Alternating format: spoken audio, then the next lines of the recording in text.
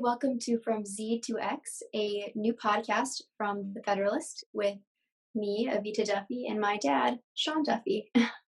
Hey, Vita, we're bridging the divide between the generations. That's right. Yep. That's right. So we're going to talk about two things today. One, the nomination of Amy Coney Barrett to the Supreme Court, and then we're also going to talk about the differences in conservatism from my dad's generation to my generation, which is kind of what this podcast is all about. So it'll be a fun one. It'll be fun. So are we talking Amy Coney Barrett first, Vita? Is that where we're going to go? Yeah. Yes. All right. So I want to ask you a question because we've been a political family. I ran for Congress.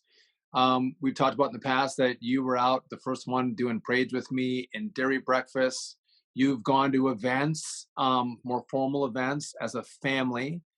What did you think as you saw Amy Coney Barrett come on stage with the president, but then see all the kids come out with her? What did that make you think of? I mean, it reminded me of so many events, but the most, what it reminded me the most of is when you announced that you were going to run for Congress back in 2010, and we all stepped onto the stage at the Lumberjack World Championships, which you guys don't know is where they hold the world championships for lumberjack sports in Hayward, Wisconsin.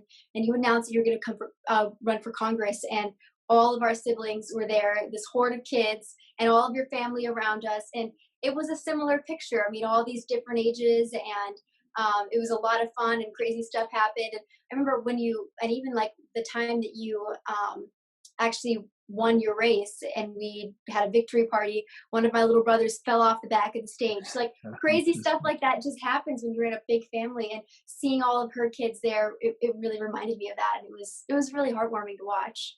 And so you as the oldest of 9 of the kids, what happens is the older ones are trying to corral and keep, peaceful the younger ones, and moms and dads are there threatening and promising to make sure everyone's well behaved.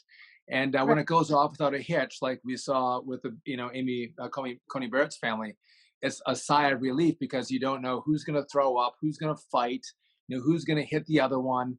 And that it worked out well for them. I could just imagine the stress before they walked out on stage with the president and the first lady about making sure the kids were going to be well behaved and not causing any viral moments as they were fighting as they walked out or tripping each other. Right, lots of bribes. Yeah, you could see the older ones were kind of trying to keep the peace. And when I were doing these things with our family, it was me and Jack, the second oldest brother in the family, the oldest brother in the family, just trying to corral all the little kids while the adults kind of did their thing on stage. So if you look at our family, we have 9 kids, right? You're one of 9, and the Amy Coney Barrett family, they have 7. 2 are adopted, but you hear a lot of negative comments about how big their family is. Some have called us and called them we're environmental terrorists because we've had so many kids. What's your view on the negative liberal attacks about how many kids are in that family? Oh, well, I mean, it's disgusting, really, is what it is. I mean, big families are fun. They're great. They're great for America. I mean, like having a big family is part of kind of what we do as Catholics. I mean, there's these big Catholic families. That's us. That's the Barretts. And for somebody to call us environmental terrorists for loving kids and loving families and wanting to have a big one is just kind of disgusting. And I think that most Americans who hear those kind of really personal, gross attacks are not going to buy it. I mean, they're like, okay, so what else are they going to hit them on? And I think with Barrett too, I mean, it's been the size of her family, it's been her faith. So like as a Catholic, it's been really disheartening to see that, but it's also not something that we've, haven't seen before. I mean, she had Dianne Feinstein coming at her, saying that the dogma lives loudly within you when she was being appointed. So I mean, that's hard to see. How does that make you feel as a Catholic dad from a big family having these attacks on her large family and her faith? Well, it speaks to me about how far the country has gone, because if you just go back 30, 40 years, America was a country of faith. Everybody seemed to go to church on Sunday. You were an oddity if you didn't go to church on Sunday. And there were big families everywhere. Everyone had a big family. That was very normal. So faith and families were very normal. And if you look back, to our founding before all the way to, the 60s and 70s, even early 80s, faith and family is what made this country great. I mean, this is the most amazing place, America, that's ever existed on the face of the earth. Innovative, creative, giving, helpful. And I think a lot of that does come from our faith and our family life, with a lot of kids giving and helping of each other. And this new liberal leftist idea that faith is bad and family is bad. Well, look, that's the bedrock of who we are as a people. That's been the foundation that has helped this country grow and be so successful, is faith and family. And it kind of brings me to the point, maybe the left isn't as in love with America and the idea of, again, faith and families and its greatness that we have. Because if you're an optimist, this is what Mom and I talk about, Evita. If you're an optimist, if you believe in the future, you want to have kids, because the sun is always rising on our country and on our future. If you're a pessimist, you don't have kids, and you're sour and you're mean and you're negative. And so I think it's very different in where we have been as a country with faith and family, and where we are today, that faith and family could be so aggressively attacked by the left with such loud voices. And so many, I mean, the amplification in the liberal megaphone from the media that will attack faith and family. It's actually kind of sad and a little bit depressing that that's where the country is today versus where we've come from. Right. Yeah, I couldn't agree more with that. It's just, it's sad what's happened. So I would just say this. I do think that when you have good people and you see a good family doing the right thing, a good lawyer, I think it's going to be hard for the liberals to attack her. And I don't know what you think. Are they going to continue to attack Amy Coney Barrett? What are they going to do in the hearings in the Senate?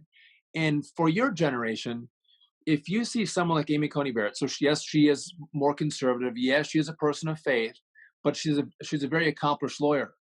Do young women, would they look at attacks on her and see that as negative and an attack on women and their success? Or would they look at that and go, that's right, you go after her, she's a bad lady? How does your generation view some negative attacks on families and kids if the left does that in the hearings?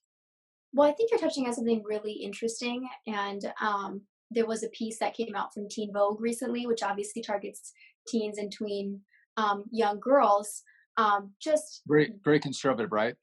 Oh no, not at all. They have become just this amazing outlet for the radical left, because every single story is like right out of the playbook. It's amazing, actually. And so they came out with this horrible story about Coney Barrett. And what's sad about it is that she's actually a wonderful example for young people our age, or my age. She's an extremely successful judge. She has an accomplished career as a professor, graduating at the top of her class. She's managed to have this big family and a successful marriage all while doing it. And it's kind of this, what Mom and I talk about all the time, is this new wave of feminism that says women can have it all. And you don't have to have this old guard wave where, you got to choose between abortion and then, staying home barefoot, right? I mean, that's not, what we're seeing now is women can actually do everything, which is awesome. And so Barrett kind of represents this awesome new wave of feminism among conservative young women that we're seeing.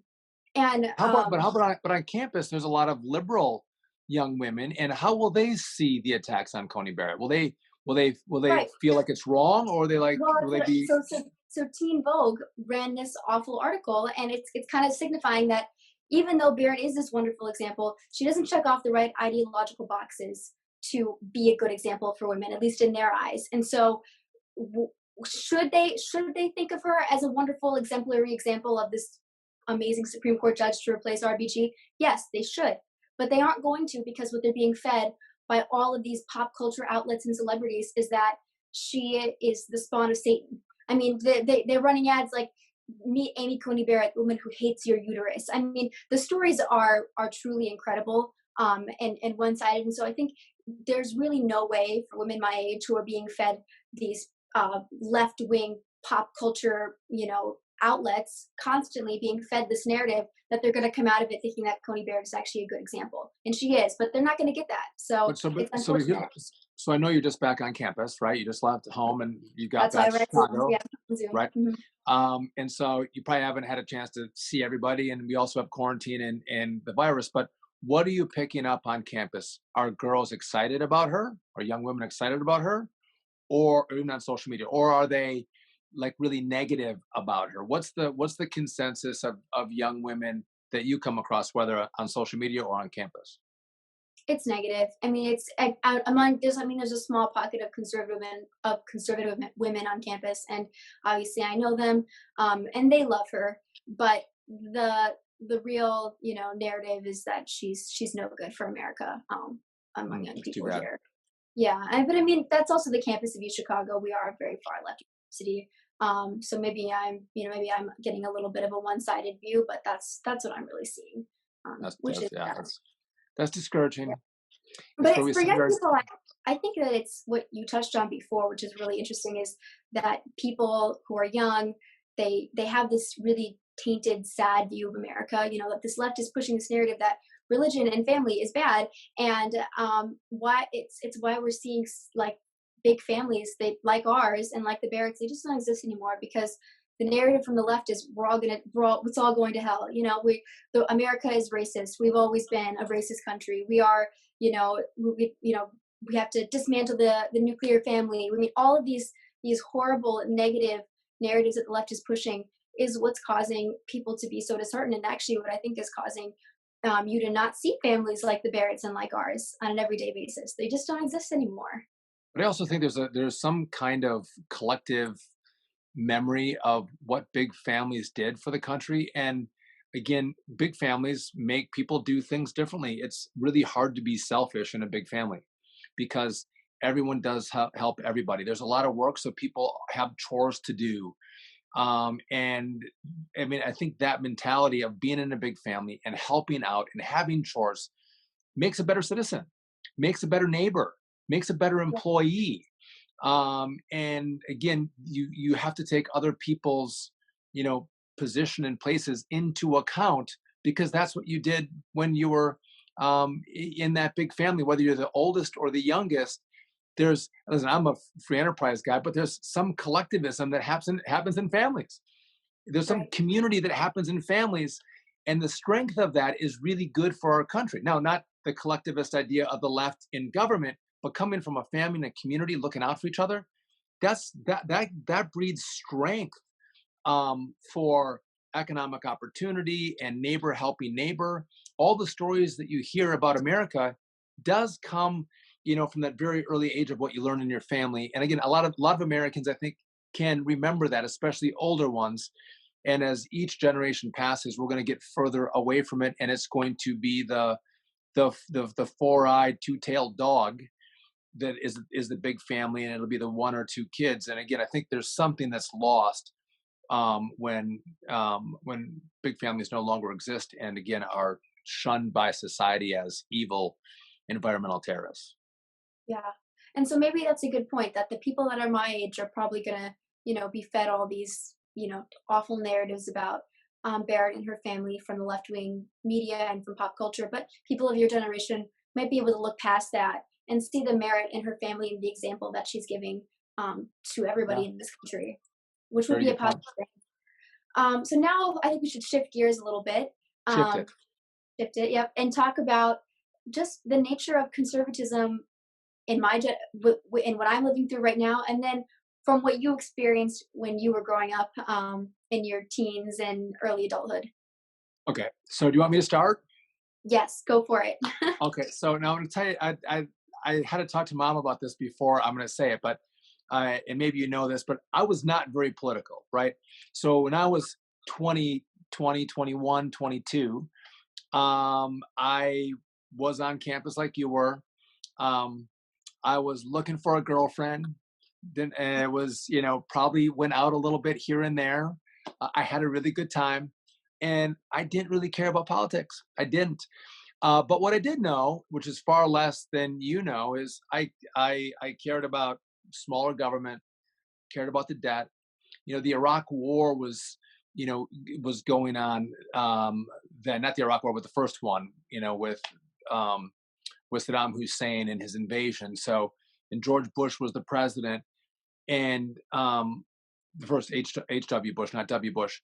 And so we cared about a strong military.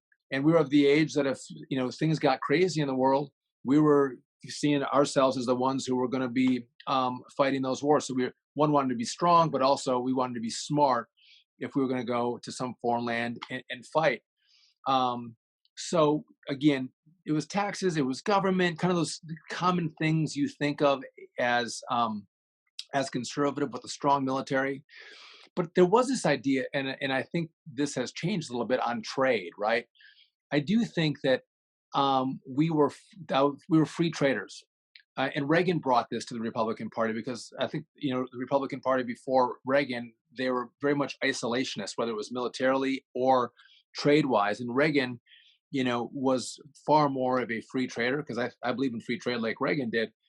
And I think that's changed with Donald Trump because free trade that's not fair trade isn't free trade, right? So, Right.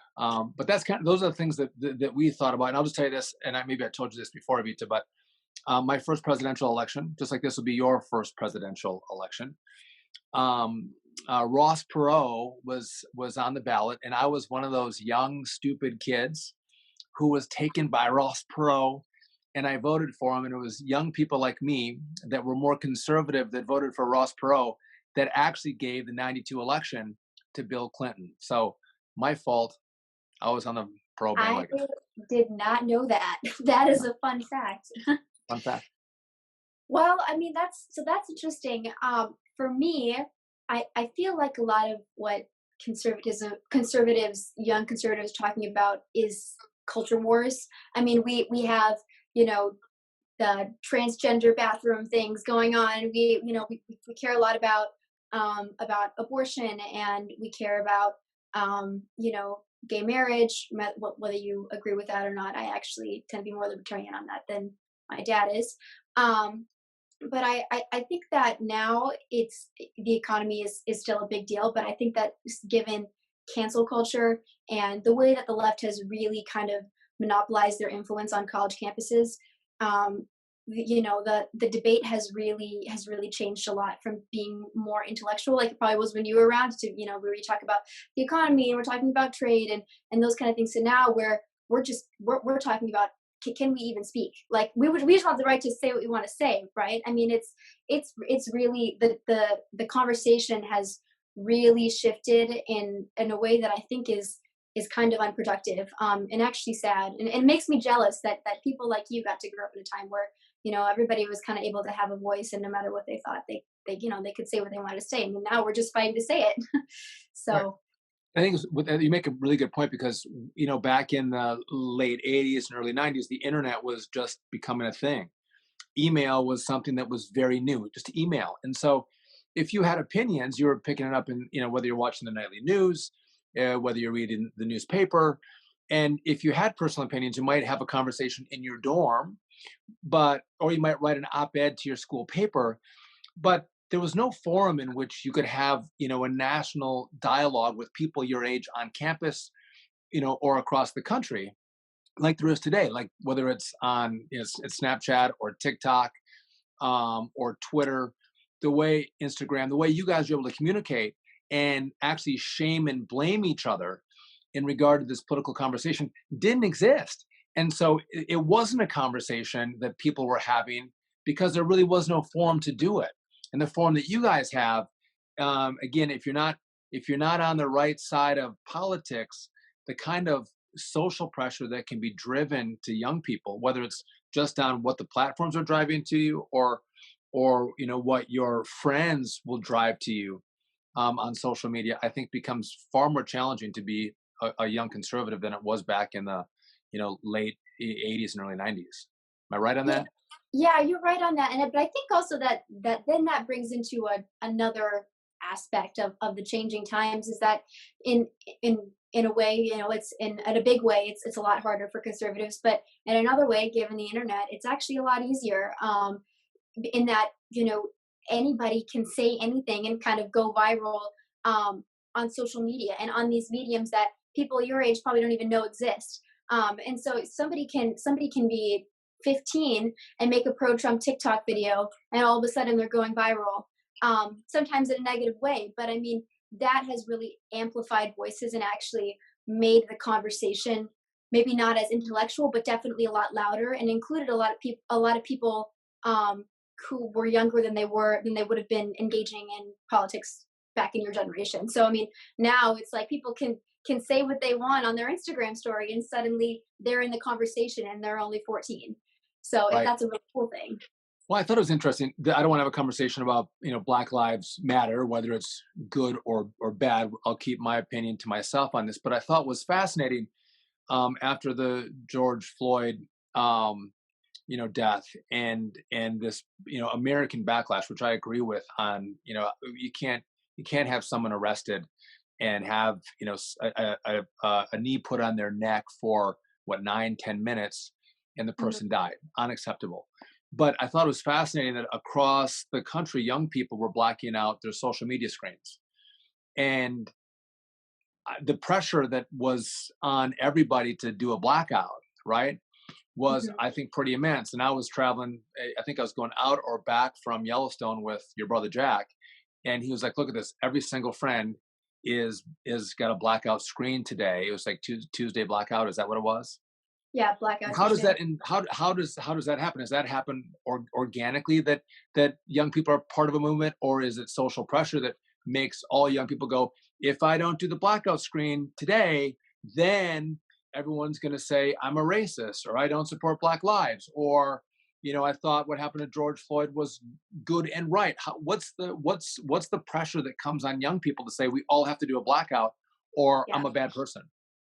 Yeah, that's an excellent point, because people who are doing these black squares and are involved in the conversation at such a young age, yeah, they're involved, but they might not really know what they're involved in, which is really troubling. So people that were posting the black squares, I mean, my feed was the same as Jack's feed. I mean, you Maybe scroll we did. through. Maybe you should tell everyone what it is, because I don't know that I did a good job explaining what Yeah, so that so was. I'm so it was just in the wake of the George Floyd riots, there was this big push to show solidarity with Black Americans by posting a black square. And actually, the purpose was to give Black people a voice and to be able to, like, have this platform to speak. And actually, Black Americans got mad that all these, everybody else was posting a black square, because it was just filling up all the feed, and then people who actually had something to say about BLM couldn't get a word in, because it was just overrun by all these meaningless black squares.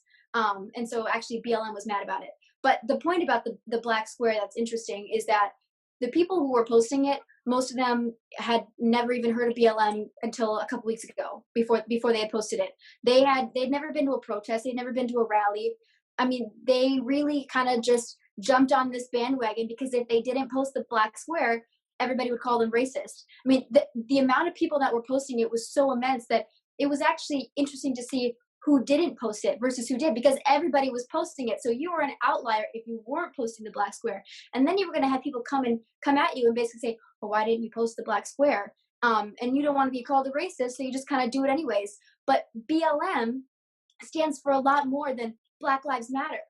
BLM, which they've now deleted their mission statement and who we are page because of so much backlash, but it used to say that they wanted to dismantle the nuclear family, that they wanted to implement communism in Black communities. I mean, there were some really radical beliefs that BLM held that were far from mainstream liberal beliefs and positions. So it was these kids who are 14 years old are in the conversation, but they don't really know what conversation they're in, because they don't really understand what's actually behind these movements, which is a really negative part of this mega political social media phase that we're entering into. That's interesting, because I would imagine that young people are like, listen, I believe that Black lives matter, which is a really good thing. They're like, Black lives do matter, and I want to, show my solidarity to say that, you matter, and I think everybody matters, but you specifically want to say you matter. But that's different than the movement Black Lives Matter. And in that movement, they have some things that probably these young people do not agree with. And frankly, I bet it's not just the 14-year-old. I bet it's the 18-year-old and the 22-year-old as well, who maybe didn't go, does this really make sense? Is this really the kind of America I want to live in? What Absolutely. this organization is promoting? Um, and I think what's fascinating, you mentioned this before, and I'd like to hear more about it, is the inability to have a debate on campus, and this group think that if you don't think the way that we think, that you're shouted down, you're yelled down, and you're silenced. Where there used to be a time when we were there, we could have raucous debates. Actually, on college campus, there was still the idea that we're there to learn and explore and learn from each other and debate different issues. And that was still a really good thing. It seems like today on college campuses, and you can tell me this, but it seems like it's so one-sided. You're a leftist, you're a Democrat, you're a progressive, and if you're not, you will be shamed and blamed and shut out. So get with the Yeah. program or get out. Yeah, no, that's exactly what it's like. And it's not productive for anyone. It's actually not productive for Black Lives Matter. Because you mentioned that you saw the video of George Floyd and you were appalled by it. Like you as a prosecutor, you said that should never happen. And so to silence everybody else who's coming up with different solutions other than dismantle the nuclear family is really unproductive for any kind of solution in any situation. So yeah, so that's really what's happening on campus is it's kind of my way or the highway. And it's not productive, and it's not going to create a healthy next generation of Americans if you can't think for yourself. If you have everybody peer pressuring you into what you want to into what to believe, and then and at the education level you have all of these one-sided professors who, instead of going Socratic method and presenting you with a problem and having you debate it out, they tell you what to think. You're not going to have a generation of Americans who can critically think for themselves. And so you're going to have some really one-sided solutions in the future, and they are probably not going to be very good ones, which is really disheartening. It is, and I mean, we are a country that's built on free expression and free speech, and now you see, because of the shaming and the blaming that happens with social media, that a lot of people now just self-censor. They won't say what they think because they don't want the backlash that's going to come with people not accepting my viewpoint. And I think that as we look forward, that's going to create a lot of tension in society, because I do think that people who say things that I disagree with, I can disagree with them, but that doesn't mean I can't hear them. And I think when you can debate and talk about issues, you get to a better solution. And even if I disagree with someone's main point, I want to know where they're coming from. Why do they think that? Why do they believe that? What experience do they have that brought them to that conclusion? And I think it can better form the way I'm thinking about the issue as well. But that happens with an open dialogue and an open conversation. And when you don't have it, which we're not having today, and I think it's only going to get worse, I think that creates, again, a lot of tension. And sometimes I can, bring violence on both sides, which is, again, bad for the country. So good luck with that, Evita. You guys on college campuses, Yeah, that'll be and how you fun. navigate it. So Yeah, so I go ahead. no, you go ahead. That's fine. No, I mean, if you have anything else to say about this, say your piece. But I think that's gonna close out our podcast for today. That awesome. I like your apartment. This is the first time I've seen it. Looks good. Nice Yes. apartment next door. Stay safe and Yep. healthy over there, Evita. All right. Will do. Thanks, Dad. From what are we, X to Z? Z to X? Yes. From Z to X. This is the Federalist. From Z to X with Evita and Sean Duffy. See you guys next time.